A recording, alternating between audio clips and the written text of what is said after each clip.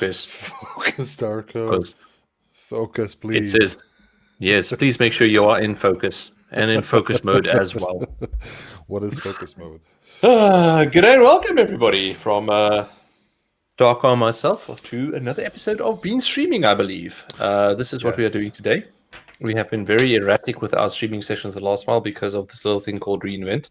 Yeah. And sorry, I just quickly have to bring our third guest onto the show because she is smelling some biltong I had on my desk, and now she's like, "Okay, what's going on here? Let me smell and check." She is our favorite guest. You know who we haven't had in a long time, Cobus? Mr. Sidekick. Yes. Mr. Sidekick wasn't here for a while. He's actually here next to me. I just realized he's just currently, there's a big, massive power battery on top of a pod of him, so I can't actually pick him up and show him, but yes. I will make a plan. I need to set up his camera again, because that was the main thing. It's like I always had a secondary webcam that I set up for that, and now I don't. So I'll make a plan and fix it. I actually have a single camera right now where I am, unless you include my laptop camera per se. But I just have this thing in front of me. So welcome to a Monday edition of Bean Streaming. This is also a special Reinvent edition of Bean Streaming where we don't get to talk about Reinvent.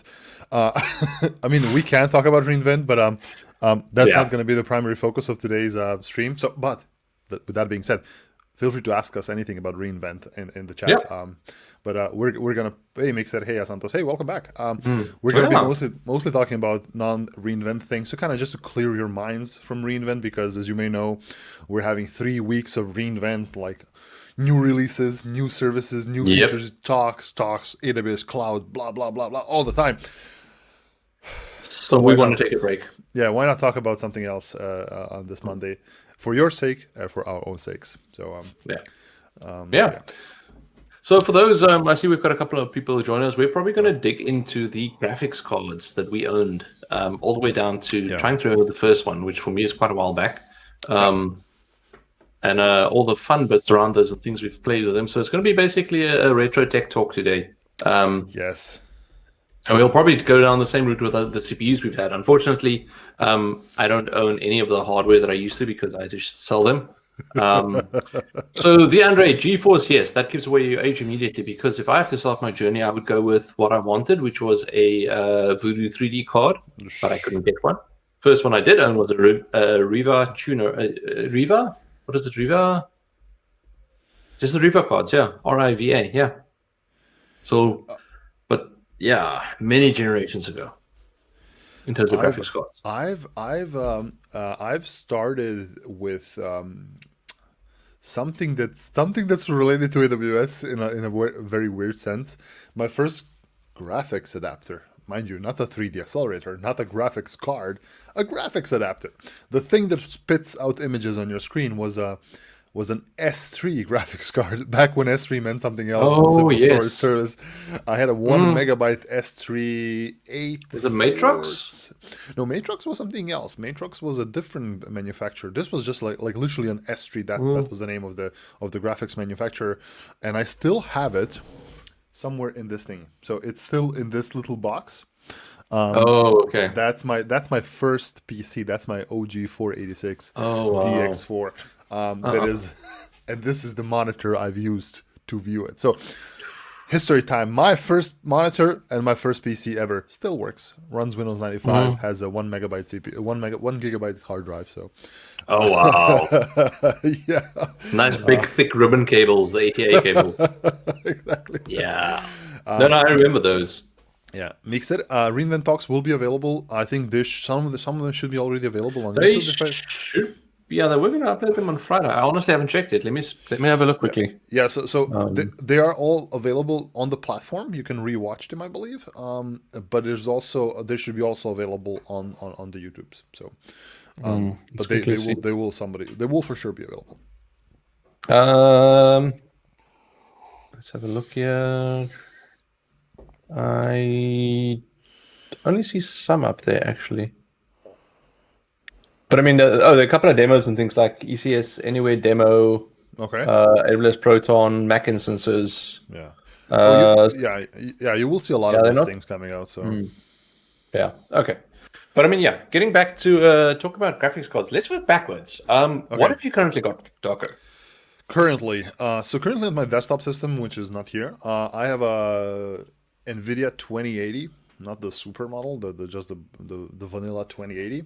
So it is my primary gaming graphics card, and it's basically used for gaming and for some for video encoding. But I am Yes.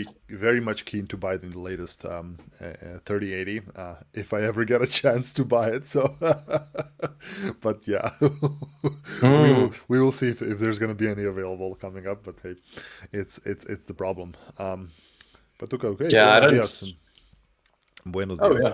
yeah. You don't understand what you talk. Well, we talk technology. We talk technology, we talk AWS, we talk the cloud, and today we're talking graphics cards. So, but yeah. Good evening, Douglas. Hey, so Kubus, what's your current graphics card setup? Cards. I've got my first ever Slice setup. So I've got this rig now in January. It's coming up on 3 years, I believe. It is a dual 1080 setup with NVIDIA cards. This is my infamous Bitcoin rig, as I call it. Look at the Bitcoin rig. The Bitcoin rig. The reason being is that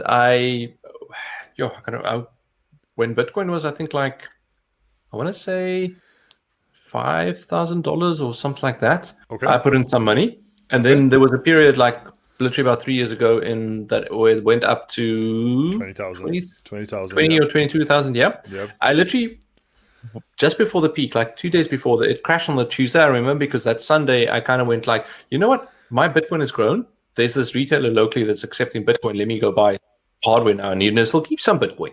So that was how I convinced myself that it was time to splurge on a gaming machine. And actually bought a whole thing. First time ever that I bought a proper gaming machine for myself, other than taking bits and pieces everywhere and putting it together to build up a machine. So that's where I got the dual 1080s, and I've had them since. Wow. So it was quite a fun one. It's also the first high-end CPU that I bought, because it's a Intel i7-8800K, if I remember correctly. It's the unlocked one, so I can fiddle with a multiply and overclock if I want to. Yeah. And even first time ever as well, I added water cooling, because I was got to put all the things. Yeah. Water cooling. Yeah, I'm a fan of. I mean, at home I do have water cooling for my CPU, the NZXT Kraken thing, and it just works great. I mean, I have a 3950 AMD CPU, nice, which has a lot of cores and a lot of heat, so the water cooling does help quite a lot. But going before my current 2080, I had a 1070. And that 1070 was basically just donated to my wife's computer, so she has a 1070 right now. And before that, I had a 7950. It's basically my last AMD card ever used. So the 7950 was I bought it in 2012-ish, and I thought back then it was a choice between that and the NVIDIA 60, the 6 series, I think the GT6, the 680, I think, yeah, 680, yeah. It was a choice between the 670 actually in that price range and this one. So I kind of went with the AMD because, to be honest, in between 2007 and 2012, I completely went out of the game of understanding what's a good graphics card, what's a good CPU. I completely lost track of it, and I was like, I remember AMD being good. Why not buy AMD or ATI? And I bought the AMD. The 7950 was just bad. It was okay, but it's you could get more from NVIDIA back then. So but that's always been fun, though, the jumping between them, because I've done something similar. So before the two 1080s, I had a what did I have? The 970. Okay. And I actually recently-ish donated that to my 12-year-old cousin, and he was ecstatic about it. So he's now got a nice video card. He's loving it. I'm trying to think. Before that, I had an ATI, the 5850. Let me see if I can find it, because I remember it was a 50. Yeah, it was yes, a the big 5 blue series. Yes, yeah, card. I remember Yeah, those. yeah, it was. Yeah, I remember Mm, the 5 series of AMDs. I skipped all those. Like that was like in that time that I didn't have a computer at all. So it's interestingly enough, uh, I had a period of my career where my only computer was my laptop, and ah, my HP laptop that just sits here above me right now, and it had like of course the integrated Intel GPU, and I had no gaming, nothing. Just that was my thing. I was learning computers. mm, I was learning programming, and just that. No GPUs. And then since I started making money from me doing computers, and then I decided to let me actually spend some money on some mm, games, on some gaming stuff. So, yeah. but let me actually. I want to share something very fun that I find very interesting for me. So, um, I have my wife's brother. He's young. He's 17, I think. Oh well. 17, Mm. yes, he's 17, and he's in high school right now, and he's a of course, as any of the modern Zoomer kids, he's a gamer. He plays the Destinies and whatnots, right? And he has like an AMD Athlon X2 64-bit. He has a 750 Ti graphics cards, uh, and like 4 gigs of DDR2. So right now, so I've done a very good thing, and I've just ordered him like a new computer. He doesn't know anything. Oh, He doesn't watch my stream, so I'm pretty certain that okay. Well, he you will will not see soon. this. He will soon. So I'm actually just waiting for. I bought him a AMD 3600X, the CPU. I bought him 16 gigs of 3200 DDR4 RAM, and I got him a B550 motherboard. Okay. So and a 1070 used Oh, 1070 okay. GPU. So I'm Well, that'll waiting be a for this massive to upgrade. Yeah. yeah, I'm waiting for this to arrive so I can surprise him. So Oh, I nice. would have wanted for me to be surprised at that time with such a thing. So Mm. I'm feeling pretty excited on that one. But Oh, yeah. Yeah. No, it's yo. I was actually talking to Doc earlier about the video card scenarios, and it's like I'm struggling to remember what I had before this because the reason is like I used to have my video cards for 4 or 5 years. yeah. But there was a period where I did do that whole buy, sell upgrading thing. So I'm trying to remember what the ATI, because there was an ATI card I went through Hmm. before. So last one is that I distinctly remember is it was a Sapphire. That's the brand. Okay. So A yeah, Sapphire 58 makes AMD Vapor cards. X. Yeah. Yeah. Nice big chunky blue one. I remember that. And I remember before that I would have had a Nvidia code because I did this thing where I went from the one to the other to the one to the other because every time I was like annoyed with what I had, so the other one Okay. had to be better. Grass is green on the other side, etc. Yeah. Thing, and then I jumped between them the whole time. I can honestly not remember what I had before this. I'm trying to think. It would have been an Nvidia card of of those the 3-digit ones. I didn't actually own one of the 3-digit ones. I remember I had one before that still because that's how infrequently I upgraded. So let me quickly see if I can find that one. But Darko, what did you have before your 1070 and before the 70? 7950. Yeah. 7950. I had that was it was a hand me down AMD. I think it was still an ATI back then. ATI Radeon 2600 XT. It was a big old Ooh. chunky red one with one of those single blower fans. Very loud, very hot, very Hmm. horrible. Yeah. I'm trying to remember here because I remember the thing that triggers me here is that I remember looking at the 6600 GT and I was Okay. thinking, phew, I would not mind having one of those, but it was like I couldn't afford it. It was definitely not that. So what was before that? Let's have a look quickly. 58, 5900. This starts to ring a bell. Oh yes, I remember. I had a 5300, bottom of the Yeah. barrel one at one point. 5300. Yeah. Yeah. Yes. What's weird enough, like currently, the laptop I have, I'm currently running a MacBook 16, the 2019 model, and it has the 5300 AMD graphics card. So they went full loop, Hmm. called them 5300s again. So it Yeah. does. I must say that having a dedicated GPU on a MacBook helps quite a lot. I mean, before this, I was using Mm. the one without the discrete GPU, and it helps, especially if you're doing some video encoding. Like I do some video editing in the DaVinci Resolve, and the GPU helps tremendously in Mm. cutting down the render times. But the when it comes to like power, my God. So this laptop comes with a 100-watt PSU or a 98-watt PSU, and if you're doing full-blown rendering, it has trouble. Oh It yeah. has trouble keeping up. So one of the things that I have to do, it slowly trickles away power. So one of the things that I have to do to avoid that is I have to unplug the secondary monitor from it. Otherwise, it will just drain power. So Oh it's yeah. it's weird. But hey, Oh, what can you do? I found my video card. Did you find it? Yes, So I just don't know if it was it was a Radeon X800. I can't remember if it was the XL or the X800, GTO. Yes. X800, Jesus. And I remember now. So here's a very, very sad story. I had this, and this was the first slightly top end. It wasn't even the top of the line. I mean, there were Okay. like 850 and things like that. So you could go higher than that. But this was the first non-mid or low-level video card I ever bought, and I bought it secondhand.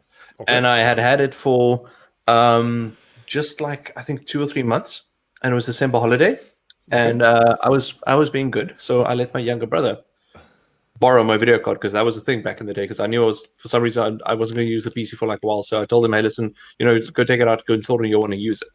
And then I remember he accidentally broke off one of the capacitors, and that's why I ended up with that 5300 low-end video card because that was literally all I could find secondhand or beg or borrow from someone to at least be able to play some games. Oh Um, man. yeah. Yeah, I remember the X series. Basically, that's the series that came after the 900 series of AMDs. The 9000 series. I had a 9600 Pro, so 9600 Pro. Yeah. That was my AMD of choice before the X series, but I never had the X series. Besides the 2000 ones. What's But the yeah, X series? Now you're wait. Now you're making me think it might have been one of those. Let me just double check the images because the numbers I'm not 100% sold on.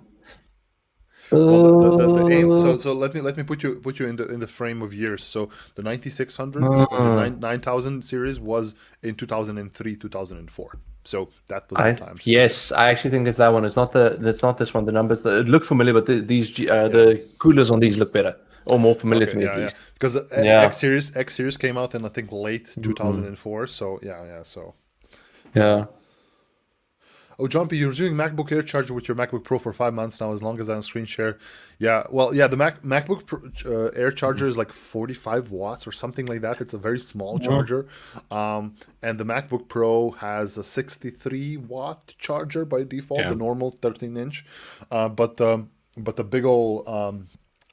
big old 16-inch one has a 100-watt or a 98-watt charger, so that's why hence it's much faster Mm. to charge. Well, you have a 100 watt hours of battery in a MacBook Pro 16, so and all Jeepers. the things. But like if you go like all out on a big old PC or a Windows laptop with like GPUs and all that stuff, I've seen this model. It's made by it's one of those smaller boutique. Alienware? It's not even Alienware. It's something like XMG or somebody like that. There's a few of them who basically just Mm-hmm. rebadge the OEM laptops. There's this one which has like a desktop processor in it. There's the one, it's XMG. XMG has a desktop CPU. It has a 3950 inside. So it has an actual Oh desktop wow. CPU, and it has a 2080 graphics card, and it requires two power supplies. So Yeah, I was about to say, like, are you going to be dragging your own nuclear power station along or So something? It's just like, I believe you have 2 times 200 watts of power supplies or something like that. It's ridiculous. Like you have these mm-mm. big old bricks that you have to carry around with you. But yeah, it's it's amazing. I don't know. Like That's kind of what I wouldn't like that around, but I never understood that because I would rather say, let's go invest in a micro ITX or mini ITX gaming rig, your little cube, at least yeah, normal yeah, desktop components, tiny motherboard, yeah. and do Well, that. some people prefer, having a laptop that has all the things. My wife and my wife has like a gaming laptop that she uses for 3D art and all that stuff. So I Mm. guess, but like I'm happy with lugging around my MacBook as it does my job all that much. And speaking of GPUs, I just want to show one more thing. Because I'm at home in Serbia, 2000 Oh, 2004 2004 Darko, 2005 Darko, more likely. Uh, It has bought himself a used NVIDIA GeForce 6600 GT. That was the bee's knees, as they say back then, and I still have the box. So you remember when graphics cards came in cool boxes? oh yeah, no, no. They had these generic characters showing up, and Of some MSI game that didn't exist. exactly, and MSI still had the old logo called multimedia, and Oh wow. it had TV out, S video. Oh yeah. I remember the class with the TV tuners in them. Wow. Yeah, it was an AGP graphics card, so not PCI Express, AGP even back then. So what else? What else are the? I'm looking for some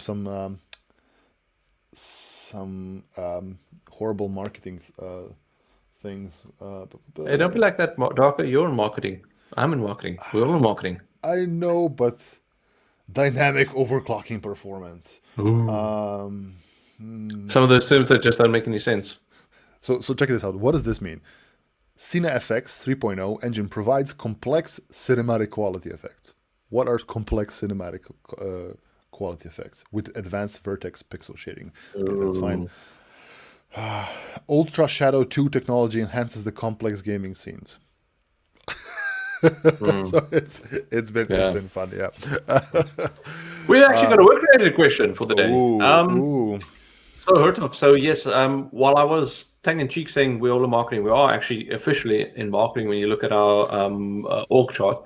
But Ark and myself are both developer advocates. So we are the technical folks who help people understand better AWS better and how to use it. And you'll probably see us at conferences doing online videos, online talks and things. So if you've got any technical questions, throw them.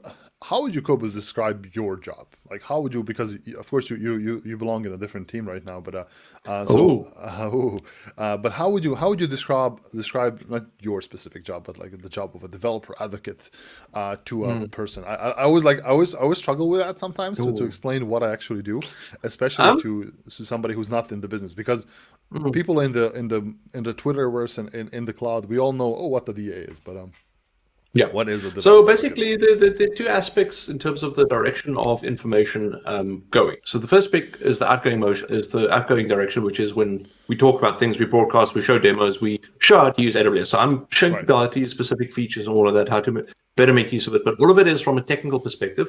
And very important to understand about this role is that we are not incentivized to sell you anything. Correct. We are actually incentivized to want you to learn how to use AWS. Other than that, that's it. We want to show you how to best use it. Then on the inbound side, we also listen to the feedback from people who are using AWS on the technical level and saying, listen, this service works great, this doesn't work nicely, or like this comment we have over here from your Eggy Papa, which is why is the AWS UI so ugly? And we would take that back to the actual service teams and get the feedback from them. Sometimes we'll dig into challenges that customers are having a bit deeper and try and figure out how we can help them, or they're using it correctly and all of that. But a big part of our role is how to reach people at scale, which is why we do things like webinars and conference talks and all of that. But it's all technical. And a requirement for the job as well is that you need to have a very deep, long technical history of having built and doing things. Because imagine I walk on stage and you see my resume and you see that I've done 1 year of software development, and now I'm going to tell you about how awesome AWS is. No. First, I'm going to do a terrible sales pitch because I don't know the service. And secondly, you're going to go like, what do you know? You don't know about coding. Where all of us, you can tell us, hey, listen, we're building this and we'll jump into the weeds and help you debug things and build things if you need to. Well, caveat, once again, in that discussion setting. Right. But we can go down quite deep with most things. So. Yeah, I agree. So, and we are trying to be essentially, as our title is, the developer advocate. We're trying to be your voice, your advocate within AWS. So your problems, your issues, your feedbacks are very valuable to us. Hence, we like to do streams like this to educate, entertain, and also gain your feedback, gain your questions and comments about specific services, how they work, and how can we make them that much better. So, but yeah, so that's why, and we most of the times on these streams we tend to like talk about AWS and the cloud, but sometimes we like to kind of take a sidestep and talk about random old technology that we have just because we're nerds and geeks. So that's how we do it. But I mean, yeah, so a typical day, that's a fun one because I don't think we have typical days, to be honest. Yeah, there's no such thing as a typical day for us. I would say, especially now in the modern plague times. Yeah. There's a couple of things that we do, right? So from actually being on stream like this, when we're trying to interact with the audience and with yourselves and developers and the communities like that, we have parts in content creation. So a lot of the presentations, demos, code you see out there being delivered are being built by a lot of times by us. So that is something we're also doing. And also a massive interaction with the community members, community leaders. So like your local AWS user groups, working with even service teams sometimes to actually get the feedback that you gave us back to the service teams. So it's, I cannot say that I have a typical day. So it's all relatively, unless you're making a typical day for yourself, but it's all relatively spread around depending on the times of the year, especially this time. So. Yeah, and I mean, we used to have quite a lot of, let me get my finger up here, of this going on, but we don't have that much anymore. Physical events. So we would also, a big part of the job would have been going to conferences and speaking and going to AWS events and speaking. And as you can see, they've done a number. I've actually just put that up yesterday because I'm trying to change my wall background.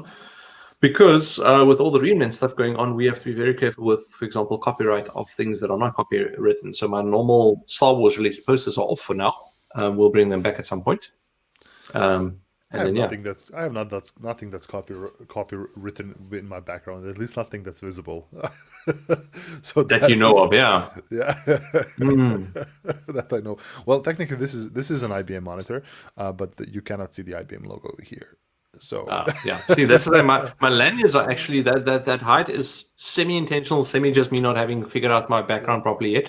But also remember, there are normally lanyards, logos on the lanyards, and even at some of the AWS events, we would have had a sponsor or sponsors there for that specific event that might not be a reInvent sponsor, which also then complicates it further. So hopefully, I think it's blurred enough you can't actually see, so I should be fine. But we'll see. I might just hide them when we get to live streaming again for reInvent. You cannot even see my IBM logo on this thing here. So there's an IBM logo right now here, and this is a Grundig logo, and that's a Commodore 64. So hey, I'm sorry, Commodore 64, for putting your brand name somewhere. But yeah, nice. So we've got another question, technical question over here, which is, let me pop it on the screen quick. Oh wait, wrong one. That one. There we go. Cool. So I have a question. Given Lambda supports containers now, is there an easy way to compare the pricing of Lambda versus ECS Fargate? I want to approach this rather with a different way of thinking about it, where just for those not familiar, that a Lambda function is where you write a little function, and then the time it takes to execute that function is what you build for, and you can now be billed in millisecond increments. And additionally to that, you can also now, ECS is a service, Elastic Container Service, that allows you to spin up a container and actually run that as in that adheres to the OCI standard, is the Open Container OCI. I can't remember. Any case, container standard. So you can run a container there.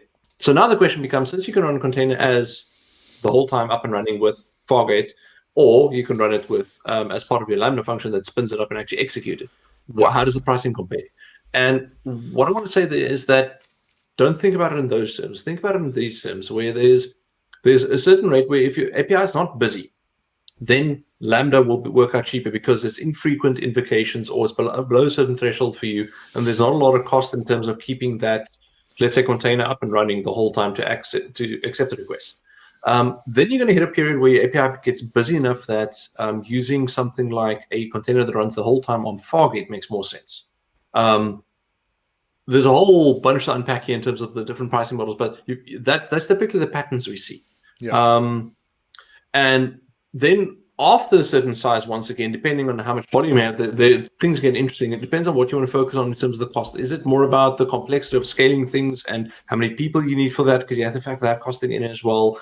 Other services you use, all, etc. So it becomes very complex. But basically, John P., just to wrap up your answer here, is that if you've got a lot of traffic that comes at you 24/7, I would say stick with Fargate, because it'll, if you've got a decent amount, you'll likely work out cheaper if that's what you're trying to optimize for.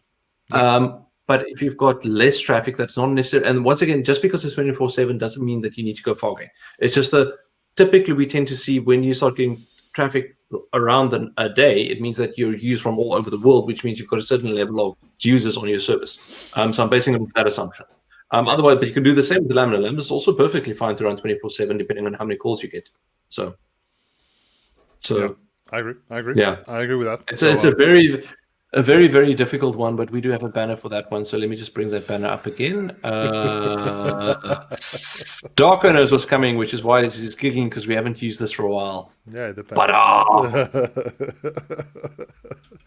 yeah, it really depends. But again, of course, I mean, like I've not even thought about this. Is when it comes to using lambdas in containers on Fargate, right? So.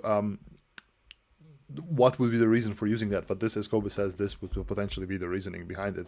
If you have something that runs for a long time and you wish to just migrate your Lambda functions to something like that, yeah, perfectly works like that. So, but I'm still not 100% into all of that, because I have not had the chance to fully research what's been released. And mind you, we say this all the time, but we know about most of the services at the same time you do. So we don't have this magic bucket where we pull out the new services and features out before you know. So some things we know, but not all of them. So not all of them. But we need to, because we've got our recap sessions coming up in January. Yes. So, that's kind of a thing. What's happening is that after reInvent every year, we have a thing called a recap, right? It's basically where we go talk with the local user groups and the community members about, hey, let me spend an hour or an hour and a half explaining to everybody in the audience what actually just happened. What did we launch? So that's going to be a thing that we're going to be doing this year as well. So it's always the first thing you do after reInvent. You just get a bunch of slide decks and get working on it. So that's pretty fun. Yeah. But so John, the follow-up question is like, wouldn't combination be the most cost-effective in some scenarios? Well, if you look at cost-effective as purely what you see on your AWS bill, then possibly.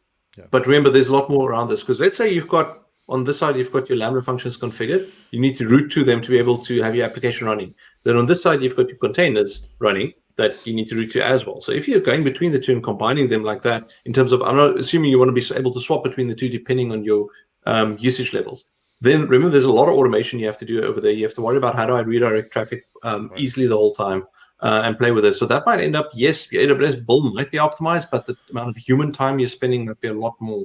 But what you can do is obviously combine Lambda functions with containers in terms of some calls always go to the Lambda functions and some calls always go to the actual containers, as depending on what kind of workload you're running and what makes the most sense there. Correct. I completely agree with it. It's not all, especially in the modern world, it's not all about how much money does it show up on your AWS bill. It's also how much your users, what's your user experience, how much operations do you need to do around it, right? Because the whole point of serverless is not just to save you cents off your bill. Of course it does, but it's also saving you the operational expenses of folks having to run and patch and maintain and all of those little things. Of course, Fargate is great in that sense that you don't have to maintain it, but with containers, there's just slightly more operations than just with pure Lambda functions. So, well, operations and headspace, because remember when you're busy focusing on how do I go about running this, how do I go about doing all of this, it means you're not thinking about features and not thinking about your customer. So always try and think about reducing your operational overhead to the point that makes the most sense, where you can focus mostly on your product. Exactly. So there's a question here from not nan number or not nan. Lot nan number. Hello, I am new to the world of AWS. Although the docs generally are helpful, I'm having a hard time grasping the idea of CPU credits. Okay, so CPU credits exist on burstable instance types, not on all instances, because we have how many types of instances do we have? Cobus, a lot, right? This count was more than 180 or more than 200 Yeah. if you combine all the different combinations together. Yeah, different combinations. But so we have a lot of instance types, but the burstable instance types are those T instances. So T2, T3, and T3G or whatever to call. Those instances are basically the instances that have this CPU credit thing. What happens here is that the CPU credits are amount of credit points you have per CPU that are being utilized, that are being basically depleted, depending on your CPU utilization, right? So, for example, it's for burstable workloads, for workloads that don't have a constant high amount of CPU utilization, but like usually low and then just spikes up to things. For example, you can burst. I think that some of the numbers are like you can have one vCPU, one virtual processor, spike to 100% utilization for 1 minute, and then it will deplete all of its CPU credits. Now, these CPU credits get charged back over time. Yeah, they get replenished over time with just low CPU utilization. So think of it, if you have an instance that needs to process something in a specific time, but the rest of the time it's usually just having some low workloads. So yeah, that's the point of for burstable instances. Don't use T2 instances just because they're super cheap for things that are constant workload, because you will get throttled in that sense. Yeah. So they're very good because, I mean, with it being cheap, there's obviously some kind of trade-off, because, as they say, nothing that's cheap or free. There has to be some kind of trade-off. And the trade-off is, instead of having let me pay for like an M class, which is a general purpose one, which is a price at here, you're being priced at here, but you're getting ratioed in terms of like the spikiness there. So it's great for spiky workloads that don't need a lot. So yeah. Cool. Sorry, I was just dealing with a little bit of spam here on the side. I seem to have generated some kind of bot that keeps on trying to spam crap here, which is annoying. But it's on your channel, right? It's not on the AWS channel, is it? Or I might actually just end up buying or building a bot. No, it's on my one. I already deleted the comments, so if you're watching on Twitch, you shouldn't be seeing them. But still, I actually want to build a bot to just automatically delete these things because it's really annoying. But yeah. Twitch bots. And Goran is actually commenting here. Goran is our AWS hero. He's commenting here from Periscope. Wow. Hi guys, can you separate CPU and memory in all of this so we can scale them separately? No, I mean, not right now, but yeah. And I've heard this question before from people that they want to have a CPU and memory scalabilities independently. Now, why this doesn't exist on AWS, I'm not sure. I'm sure that it's some sort of a design / technical decision in the backend. Why is this that way? But I understand the need for this. I understand why would you like to have this, but it's not something that exists in the current sense, because we have a standard set of virtual machine types, hence provisioning on scale to make it much easier, right? So it's relatively easy if you have a smaller vhost somewhere where you can kind of just dedicate a specific amount of resources. But if you're doing it at cloud scale, it might be a bit more difficult. Yeah. So just quickly, comment from William Dampier. If you want our channels, you can look at you should be able to see them now at the bottom of the video. Where's my hand? Over here-ish in the middle. You can see that it's Chris Bernard up 12. So yeah. So you can find us there. We have both have YouTube channels. We have a joint channel which is called Not Cobus, Not Darko. This is where these videos are going to. So if you ever want to rewatch old streams of two bald guys arguing about technology, it's on that YouTube channel. We're not, the first one. We're not arguing. Not arguing, but screaming at the clouds, right? Well, my wife has this fun saying that I would agree with you, Darko, but then we'd both be wrong. Yeah, and also we have our own Twitch channel. So this is actually being broadcast on both of our Twitch channels. So the Cobus Bernard and Rup 12, and it's also broadcast on YouTube, the Not Cobus Not Darko channel, and on Cobus's Periscope / Twitter thing. So Yes, I can actually see we've got 2 people each on our personal channels, and I've got one on Periscope. So that That's would very mean, cool. Goran, you're my only Periscope viewer at the moment. Thank you.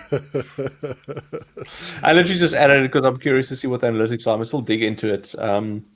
It's like a couple of people watching here and there, but not like Yeah. loads. Oh, top swag code. Hey, welcome back. AWS Yeah. has added amazing support for .NET Core, .NET 5. I Yes. remember I was talking about that with you a while ago. Yeah, I think that's a big thing right now. So I'm not the .NET person, so I don't really know Oh, what it is, but Kobus can maybe comment on so it. here's the fun part. So .NET, what they did is so .NET Core is taking .NET and making it cross-platform compilable. Yeah. So you can run on multiple different operating systems, which is obviously awesome because you can then run your .NET apps compiled and running on Linux. Because obviously when you go containers, you do get Windows containers, but they are still Correct. a full-blown Windows operating system, and they are even the what is it called, the terminal-only version, or there's a .NET Windows Core, I think it's called.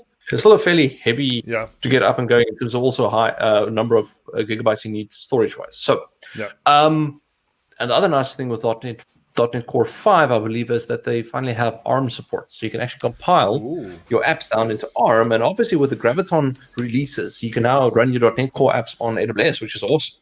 And there's a massive performance increase just by compiling and running on ARM out the box, from my understanding at least, last time I checked, yeah. Which is really, really good.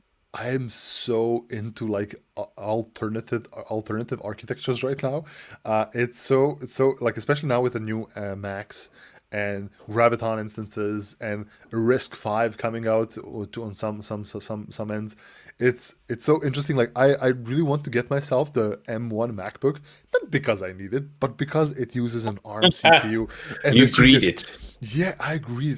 I like the fact. So I won't be getting a Mac because it doesn't support Docker yet, so it kind of ruins my entire workflow. No. I saw someone post something about they got it working. They got it working I'll have to go look. They got it because I working know somewhere. official Docker support is not. It's not because of them. It's some upstream requirements. I think containerd Oh, or okay. something like that has just doesn't work on this architecture yet. Mm. But it will be supported. I'm sure it will. It currently is not. So I'm holding my breath right now. But I've actually just had my brother-in-law buy an M1 Mac, and he had a 2019 Yes. MacBook Pro, and he bought the Um, M1 Mac right now, the M1 MacBook Pro. He says like it's inconceivable. Like it's not sorry, I think not inconceivable. Like it's amazing difference. You can't imagine how big difference it is. So in his Photoshop and whatever he does workflow. So he says it's just amazing. It's just wow. So hence I'm really looking forward to like getting that somehow to myself. Like I really don't need it. I have no use for it right now. But oh man, People really fan got a of. lot of ARM CPUs, I do, don't you? I do have a lot of You've Raspberry got a whole Pis. cluster that you're not Yeah, using. So, I have a lot of these things, and but I'm really interested. Like, and I would like to see. I would like to try to run more things on Graviton, just because I think it's a great value proposition, and I love that Andy actually spoke about what is her name? oh wow! Look how Darko name drops the AWS CEOs or name. Ah, You see, know what there you Andy was go. chatting. Andy was saying no, but Andy was saying about this about Liz's blog post from Oh, mm, Honeycomb, or Honeycode, yeah, Honey, honeycomb. Honeycomb, yes. Yes. Yeah, Liz made in this blog post that we talked about numerous times on how they replaced their C5, M5 instances with the ARM based ones and saved like a bunch of money and it works great. So I'm a Yeah. fan of that. So Yes. yeah, I was trying to buy myself the Pinebook. Have you heard of Pinebook? Is that when you Pinebook is put pineapple on a MacBook? yes, it's a Pinebook sells like a $300 laptop. They have a $100 version. It runs an ARM CPU inside. It's a Linux Mac laptop. It's difficult to get because everybody buys it immediately. But I was wanting to get that one just for the sake of having it's not some amazing performance, but it is really great. So So would you say that you're pining after it? I would give an arm and a leg. Oh. Oh, It takes an arm and a leg to get one, right? yes. Yeah, my sister would go now. Are you sure you don't have kids? So, Yeah. but yeah, I'm assuming you just indicated that you have your wife has got more than. Oh wait, I actually don't even know if you've got brothers and sisters. I just I realized have a that. But sister. I have a sister. oh, I have a okay. younger But sister. regardless of that, because you'd refer to your brother-in-law, so would that be on your wife's side or your sister's side? Because Oh, my I'm not. I'm brother-in-law. assuming the same. It's Yeah, my because I'm sister's assuming the husband. It's one my that sister. you. Yeah, my sister's husband. So Okay, cool. Because I was about to say, because I'm okay, that makes sense. Because I was thinking, my brain just miswired. Because I was like, the person buying the Empire or the A1 MacBook is probably not the one you're buying the desktop for, right? oh no. That No, would be a no. bit weird. Yeah. Yeah, no. This one is this one is my brother's my sister's husband. He's a graphics designer, web designer, and my wife's brother is a high school student. So the Yeah, no, that was cool. high school student gets a PC. But yeah, Yeah.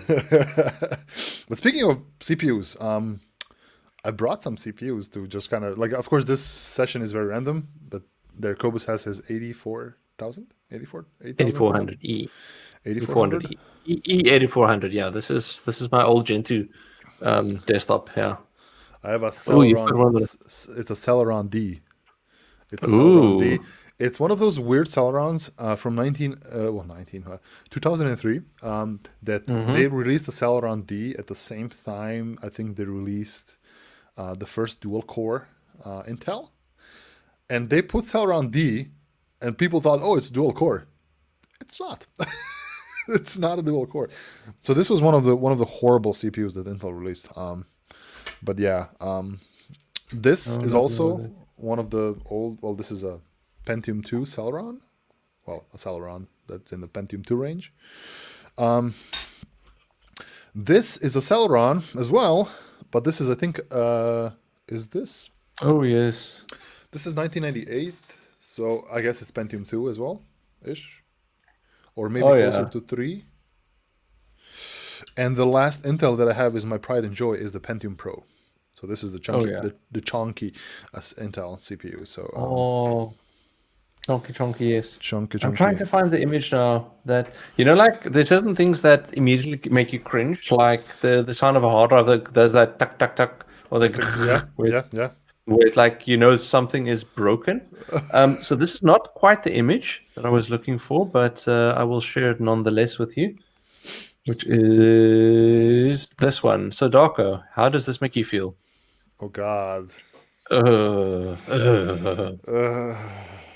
No, stop it. Very uncomfortable. It's just like, yeah. I had a picture once of this, like, but it was in focus, the whole CPU, but the entire thing was just like someone took it and squished it and they did this with it somehow. I like, I'm a hoarder of old technology, right? So when I see somebody destroying an old computer, even though the computer doesn't work, I cringe. It's very difficult for me to watch that. I feel sorry. I know that we recycle and all that stuff, but if you destroy it out of spite, it somehow is always like, no, it still can do CPU cycles. But yeah, so hence I have a graveyard of computers in my home here. So no, I don't give out anything.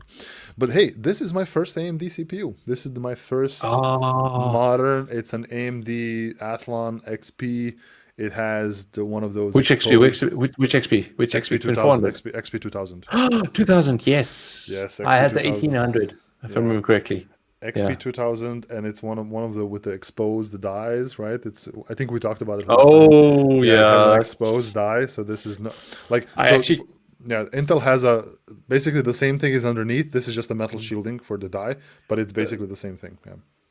They did at some point. Intel also brought out this. I want to say the Pentium 3s came out with the die exposed. But the thing is with that is just so you know, when you're putting, so you've got that die here, and then you put your heatsink on top, and then what happens is you have to screw heatsink in. So it was actually possible to, with pressure at this side to chip bits off the side. And guess what? It doesn't work so well with. And I did that with one old CPU at one point. I was like, because it's literally like you're tightening. You just see that, like glass under your foot or sand under your shoe, like you're like. But I love the period when CPUs came in these colors. I'm not sure what this color is. This is kind of gray, purple-ish, and gold. So this is the Intel Pentium Pro, 166 megahertz. This is the AMD K5. This is basically the Pentium 1 equivalent of AMD from 1996.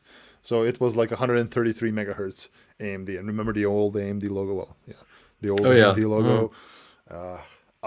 The K8s, the 8K8s. There we go. Now I remember them. Yeah. I never had a K8s, but No, it's AMD. Let me just check quickly. I'm fairly certain it was the K8. I remember that. AMD K8. I remember those CPU. And it's wonderful how these Raspberry Pis now have literally more power than all of these things on my desk right now. Yeah. Yeah. So. Oh man. Yeah. No, there's like these old CPUs. They make me happy.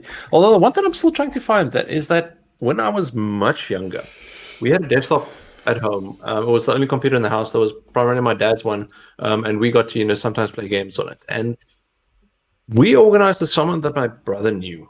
This is a different brother to the one that broke the capacitor off. I've got two brothers. We managed to organize a CPU upgrade for us. But what was odd about this one is I remember that the CPU itself was rectangular. Okay. Only the one half had pins at the bottom. So it was almost like one of those you plug in and like a side daughter board thing at the side. Okay. And I've not been able to figure out what that was. And this was in the era of 286, 386, 48. I don't think it was a 486, but I think it was a 386 of some kind. But I've never been able to figure out what the CPU was. So there was like in the period of 386, there were the thing called math coprocessors, right? So you would be basically had a CPU, had a 386, but then you could add a. It wasn't a 386, it was a 387. It was a 387 math coprocessor. Yes. So you can plug in a 387 math coprocessor, and that would basically improve the capabilities of your laptop, of your workstation. Ooh, actually, let me get something, and I'll show you that. Have you actually got one? Okay, let's see. Darko will be back in a moment. But I mean, yeah. So it's oh wait. Oh, another one. Let's see. Okay, what have you got for us? Oh, wait, okay, you can't hear me. Let's make Darko jokes before you can hear us. Have you ever heard of the brand Ilufa or Ilufa? This was before. I just know about a loofah that you wash yourself in the shower with, I believe. So this is before Apple had anything I. This is Ilufa. Wow. This is 1991-ish or two. Laptop running.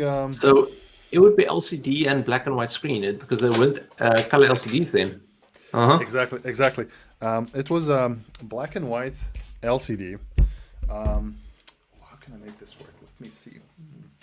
I want to share this experience with you all. So let me see how can I make this functionable in some way. At least try to get my camera pointed at this thing because you can screen capture this. But wait, Darko, are you wearing your big boy pants or are you wearing your pajamas again? Oh, it's big boy pants this time. Okay, awesome. I'm safe. No, just checking. You always wear pants, but it's just been. I remember a stream where you got up and I'm like, "Those are your pajama pants." You're like, "Yes." And it's the Corona times, so it's yes, it's all good. Yep. Okay, so camera points to this thing. Okay, cool. We can see it, yeah. Bring my mic. Press the magic button. So the magic button was basically there's a ball here, by the way. That was the mouse, but the magic button is literally a button. It still boots. Does this thing still boot? It does. Oh, we're gonna hear the hard drive sound. Oh. Yes. You can hear the beep. Oh boy, wait. I need to get this. This is gonna be interesting. Darko showing us how to vacuum clean. Yes. Darko, clean your room at 30. So, I know you cannot see anything right now because of the thing. Give me a second.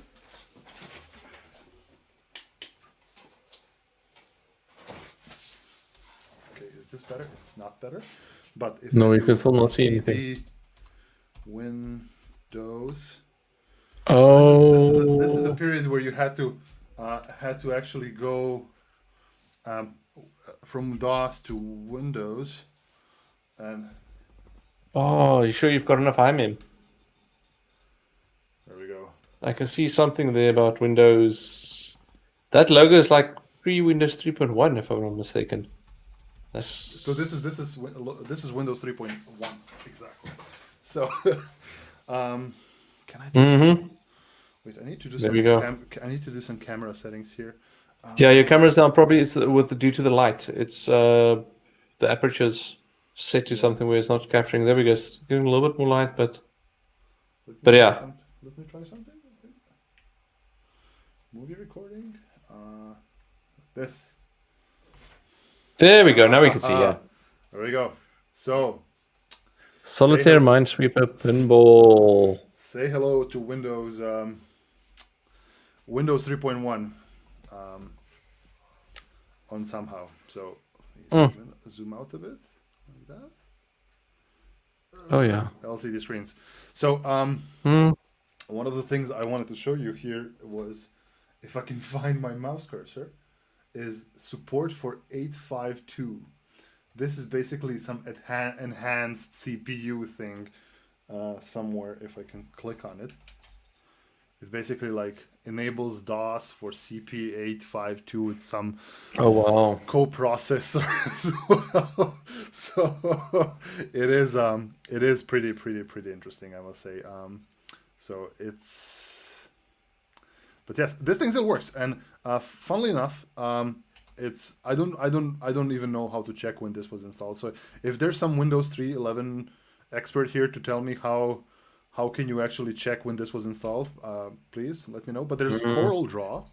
I can run Corel version 2.0 in black and white. So the biggest question though, have you got Britannica, Encyclopedia Britannica installed on there? Because wasn't that also a thing? That was a thing, but I don't think I have it. So let me actually just.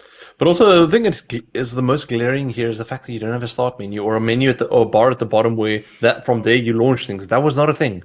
You didn't have that back in the day. Yeah, there was no start menu back then. There was just the thing you've seen. That's the program manager, as they used to call it. Yeah. And if I click on exit, please exit now.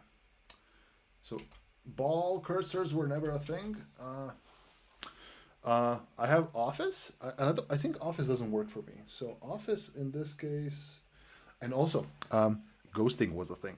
So as you can see, I have a hard time following the mouse. It's not just you. The mouse is barely visible on the screen. Blur, So if I open Word, Word is not installed. It's broken somehow. So, but yeah.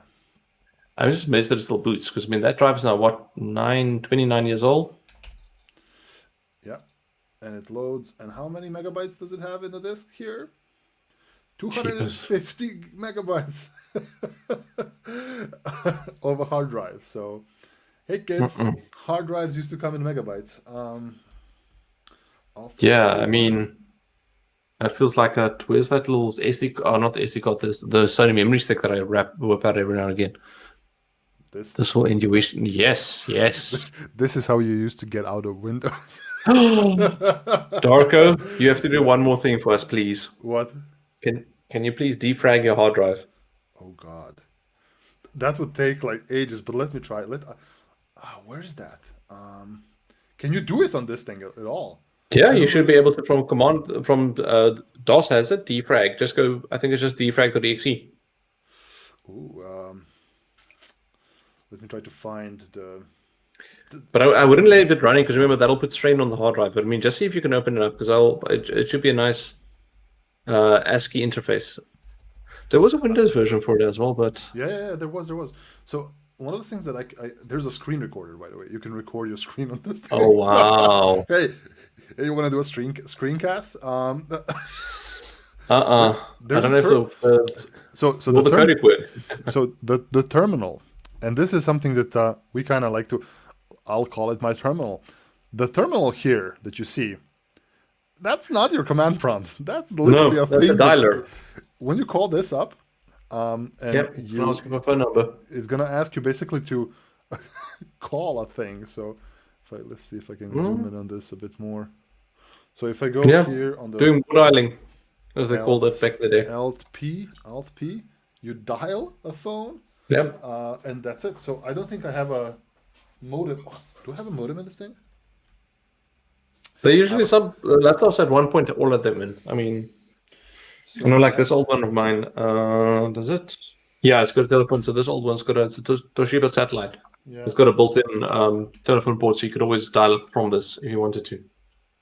Yeah, so basically this would be your connectivity to services where you would connect via phone line, or in this case a serial connection to something else, and that's how you do things. But actually, let me end my Windows session if I can. Come on, clickety, and exit Windows. This will end your Windows session. Yes. Okay. Ooh, be Now- careful. Now we're in DOS. So if I do the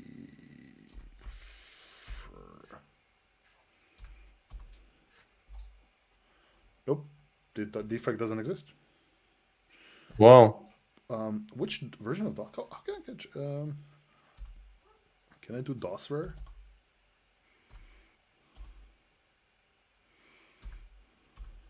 Isn't it defrag? No, that's. No. How do you get the version of DOS? I have no idea. Oh, ver DOS version 5. So it's not Oh, even wow. DOS 6. So it's and Windows is 3.1. I don't think it's even 3.11. So if you see here, yeah, 3.1 for Central and Eastern Europe. Well, that's good because you are Central CE. Exactly. So this is the laptop, and I have a disk here, and it's of course an IDE disk, and the disk and it still works. And I'm gonna actually try to at home. I have this IDE to SATA, like an old IDE to SATA connection. So I'm gonna try to see if I can transfer the data from this, because this is a data mine. I like this. It's a thing that yeah, people used to run, and I have some games somewhere here, I believe, as well. HP status window. Wow, there was an HP CPU. One of the things I want to check out is the version of Windows, or actually more information on it. So, oh god, come on. Ghosting was a real problem. Oh yeah. And I'm actually trying to do this the other way around. I'm trying to, I'm looking at the screen, so it's even worse. So, properties? Is it properties? No, it's not. Terminal.exe. No, that's the thing.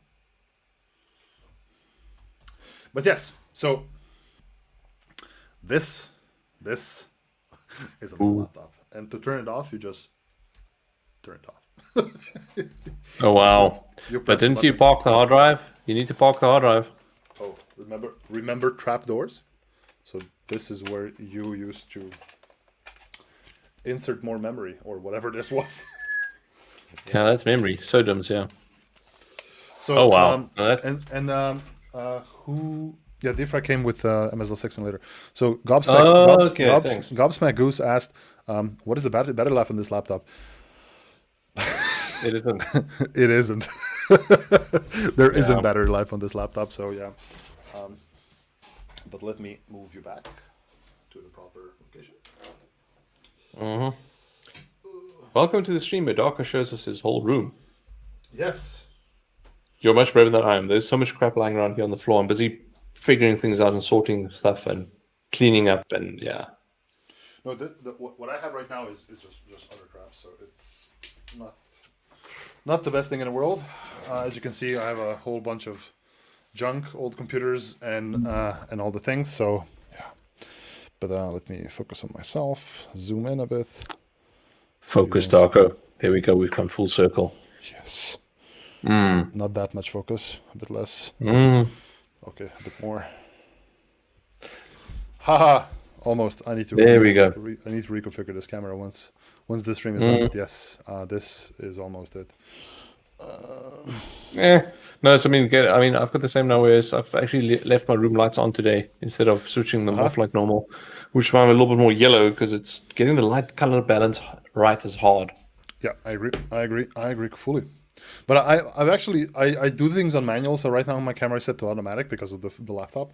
But if I have it on manual, I have much more fine control over it, and it's much darker and all that stuff. But right now it's Is that why you pulled Darko? hey, yes, of course.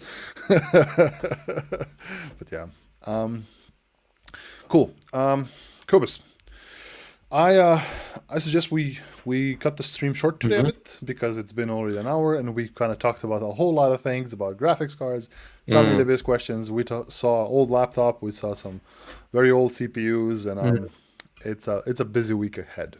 This week's going to be very reInvent focused because obviously we're starting with more sessions again later today with a whole bunch of announcements this week again as well, from my understanding. Yeah, exactly. So I would suggest that everybody here on the...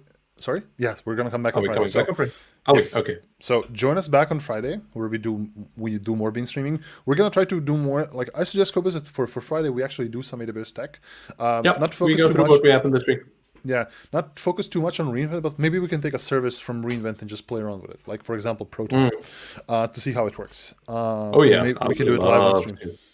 We can do it live on stream and make sure, well, to have people see it as well. So, cool.